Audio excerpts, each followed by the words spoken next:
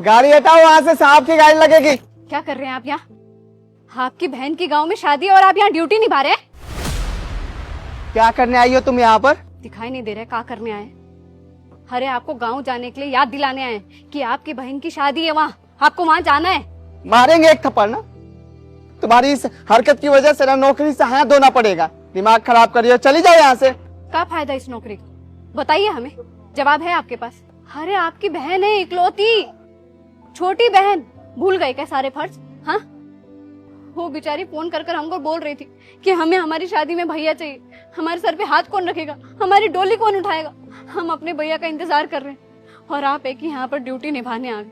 हमने कितनी बार कहा था कि कम से कम एक बार साहब से बात कर कर देखिए, लेकिन आप हमारी बात मानने को राजी नहीं है। किस लिए? तुमको 1000 बार बताया है ना, मजबूर हूँ, पैसा ले लिया हूँ साहब से।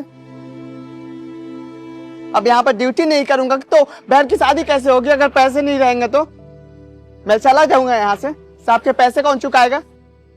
बहन की शादी है ना, तुम चली जाओ, सब कुछ संभाल लेना। तुम भी तो बड़ी बहू हो ना घर की, सब कुछ संभाल लेना। जाओ। हम बिल्कुल नहीं जाएंगे अकेले।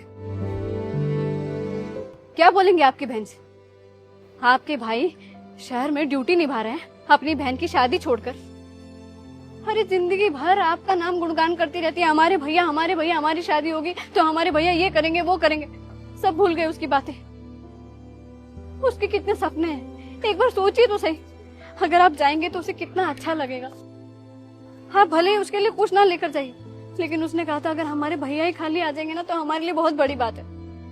और आप हैं कि सिर्फ अपना एक फर्ज निभा रहे, दूसरा फर्ज आपका जरूरी नहीं है, बल्कि हम तो जानते हैं कि आपका दूसरा फर्ज ज्यादा जरूरी है। पैसा ले लिए हैं, उनका काम छोड़ के चले जाए। हाँ, हमें भी शर्म आ रही है कि उनके सामने जाएंगे, बोलेंगे कि बहन की शादी है, हमें छुट्टी दे दीजिए।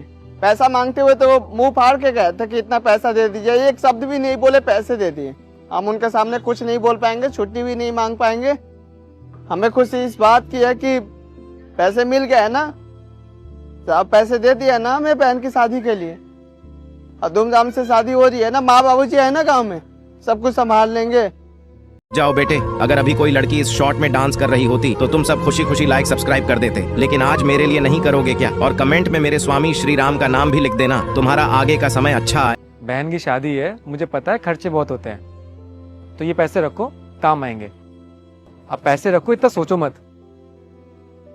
ठीक है साहब जी, जितना भी है ना सब कुछ काम करके हम चुका देंगे पैसा। अरे वो सब बात की बात है, पहले तुम जाओ अपनी बहन की शादी में, ठीक है? जी बहुत बहुत शुक्रिया, चलते हैं।